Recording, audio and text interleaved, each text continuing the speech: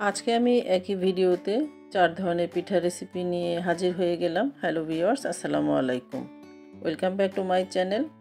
প্রথমে আমি তৈরি করে দেখাচ্ছি মসুর ডালের পাকন পিঠা। আর এর জন্য আমি এখানে 1 কাপ পরিমাণ মসুর ডাল 2 কাপ পানি দিয়ে ভালো মতো সিদ্ধ করে একদম ডাল ঘুটনি দিয়ে ভালো মতো ঘুটে নিয়েছি। স্বাদ মতো লবণও অ্যাড করে দিয়েছি।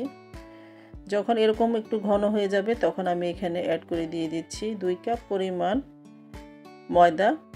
চাইলে আপনারা এটাকে চালের গুঁড়ো দিয়েও এই পিঠাটা তৈরি করে নিতে পারেন। তারপর আমি একটু মিশিয়ে নিয়ে ঢাকনা দিয়ে ঢেকে রেখে দিব একদম চুলার আঁচটাকে লোতে করে 5 মিনিটের জন্য। 5 মিনিট পর আমি সব কিছু আবার ভালো মতো নেড়েচেড়ে মিশিয়ে নিয়ে নিব। এখন আমি একটি পাত্রে ঢেলে নিয়ে নিচ্ছি। গরম গরম থাকা অবস্থায় এটাকে ভালো মতো মথে নিয়ে নিতে হবে।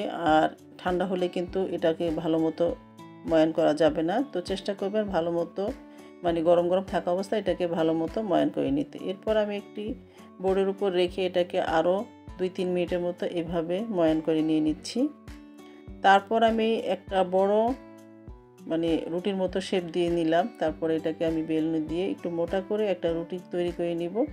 রুটিটা কিন্তু পাতলা হবে না, আবার একদম মোটাও হবে না, মোটামুটি একটু মোটা করে এইটাকে বেলে নিয়ে নিতে হবে। এরকম করে আমি এখন একটি টুথপিক দিয়ে পাতার শেপ করে কেটে নিয়ে নিচ্ছি। তারপরে ঠিক একটু পাশ থেকে এইভাবে আমি কেটে কেটে এটাকে একটা ডিজাইন করে নিয়ে নিচ্ছি। আপনারা চাইলে আপনাদের মন মতো করে এই পিঠাটার ডিজাইন করে নিয়ে নিতে পারেন। যে যেরকম ডিজাইন করে নিতে পারেন সেভাবেই ডিজাইন করে নিয়ে নেবেন। আমি আমার পছন্দ অনুযায়ী এই পিঠাগুলোকে ডিজাইন করে নিয়ে নিচ্ছি। আবার কেউ চাইলে সাজ দিয়েও এই পিঠাগুলোকে ডিজাইন করে তৈরি করে নিয়ে নিতে পারেন। তো দেখতে পাচ্ছেন আমি আমার পছন্দ অনুযায়ী ডিজাইন করে নিয়ে নিলাম। তো সবগুলো পিঠা আমি এভাবে তৈরি করে আগে থেকে রেডি করে নিয়ে নিচ্ছি। চুলাতে আমি চলে আসলাম একটি প্যানের মধ্যে 1/2 কাপ পরিমাণ চিনি আর 1/2 কাপ পরিমাণ খেজুর গুড়, আর এখানে আমি 1 কাপের চেয়ে একটু বেশি পরিমাণে পানি দিয়ে এটাকে জাল করে নিয়ে নিচ্ছি। ছোট 2 টুকরো দারুচিনি, 2টা এলাচ দিয়ে এটাকে আমি ফুটিয়ে নিব। তারপরে পিঠাগুলোকে পরিমাণ মতো তেল গরম করে এখন আমরা এগুলোকে একটু উল্টিয়ে পাল্টিয়ে লালচে করে ভেজে নিয়ে নিচ্ছি। শিরাটা কিন্তু আমি পাশে চুলায় রেখে দিয়েছি। এটা জাস্ট একটু ঢাকনা দিয়ে আমি ঢেকে রেখে দিচ্ছি। গরম অবস্থায় কিন্তু শিরাটা থাকবে, একদম ঠান্ডা করে নেওয়া যাবে না। তো পিঠাগুলো ভেজে নিয়ে এখন আমি শিরাতে এটাকে উল্টিয়ে পাল্টিয়ে মিক্স করে নিয়ে নিচ্ছি। তো দেখতে পাচ্ছেন এই যে তৈরি হয়ে গেল আমার মসুর ডালের পাকন পিঠা।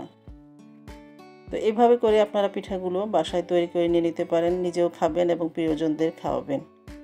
এখন আমি যে পিঠাটা তৈরি করব সেটা হচ্ছে ফুলকো পুলকো খেজুরের গুড়ের পোয়া পিঠা। তো আমি আজকে এখানে 1.5 কাপ পরিমাণ আতপ চালের গুঁড়ো নিয়ে নিচ্ছি আর 1/2 কাপ ময়দা দিয়ে দিলাম। তারপর স্বাদ মতো লবণটা দিয়ে এখন আমি 1 কাপের মতো খেজুরের গুড় একটু পানি দিয়ে গরম জাল করে নিয়েছি। এটা কিন্তু একটু কুসুম গরম অবস্থায় আছে। তারপর আমি এটাকে ঢেলে দিয়ে ভালো মতো প্রায় 5-7 মিনিটের মতো এভাবে ফেটিয়ে নিব। আর যত বেশি আপনারা এটাকে ফেটিয়ে নেবেন পিঠাটা কিন্তু আপনাদের ততটাই পারফেক্ট হবে। পরিমাণ মতো তেল গরম করে নিয়ে এখন আমি পিঠার ব্যাটারটা এখানে দিয়ে দিলাম। আপনারা যে যতটুকু পছন্দ সাইজ করে পিঠা তৈরি করবেন সেভাবে দিয়ে দিবেন। আর তেলটা কিন্তু অবশ্যই গরম হতে হবে। ভালো মতো গরম করে এই পিঠার ব্যাটারটা দিয়ে দেখবেন একদম ফুলকো ফুলকো খেজুরের গুড়ের পোয়া পিঠা রেডি হয়ে গিয়েছে। এরপর আমি তৈরি করে দেখাচ্ছি দুধ পাকন পিঠা। তো এর জন্য প্রথমে আমি এখানে একটা ডো তৈরি করে নিব। এর জন্য আমি 2 কাপ পরিমাণ লিকুইড দুধ আর স্বাদ মতো লবণ, 1 টেবিল চামচের মতো চিনি দিয়ে এটাকে ফুটতে দিয়ে দিলাম। যখন দুধটা একটু ফুটতে শুরু করবে তখন আমি এখানে অ্যাড করে দিয়ে দিচ্ছি 2 কাপ পরিমাণ চালের গুঁড়ো।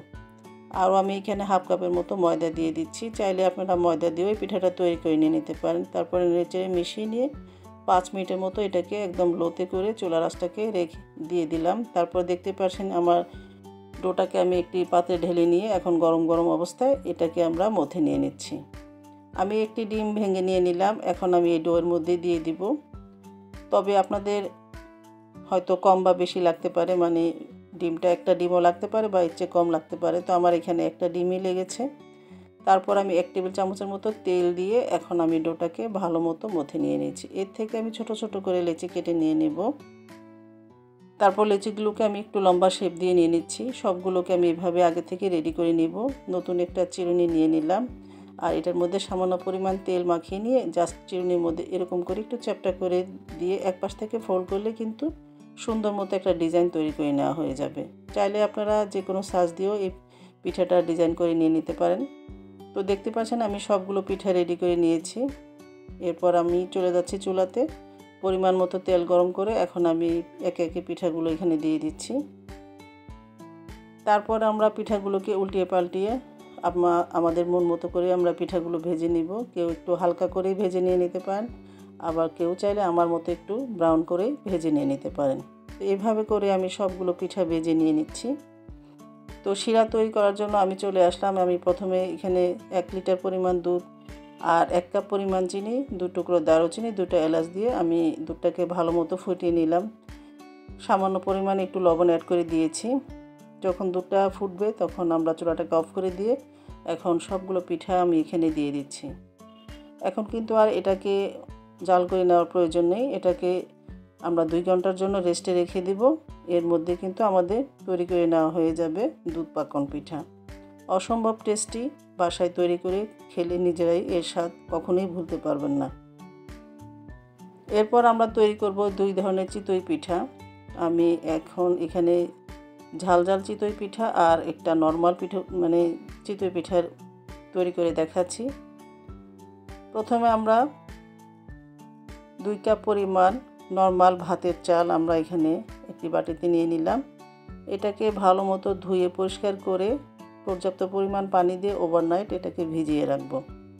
তারপর আমরা এই 1 মুঠো ভাত এখানে নিয়ে নিলাম আর কুসুম গরম পানি দিয়ে এটাকে ব্লেন্ডারে ভালো মতো আমরা ব্লেন্ড করে নিয়ে নিয়েছি।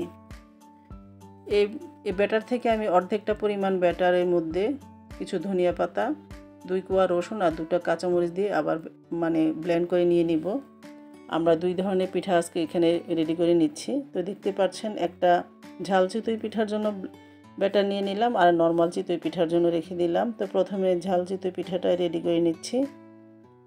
চুলাতে কড়াই পরিমাণ ভালো মতো আমরা পর্যাপ্ত পরিমাণে গরম করে নিয়েছি আর এখানে আমার পছন্দ অনুযায়ী ব্যাটারটা দিয়ে দিলাম। ঢাকনা দিয়ে 1 মিনিটের মতো ঢেকে রাখলেই কিন্তু আমার পিঠাটা একদম রেডি হয়ে যাবে।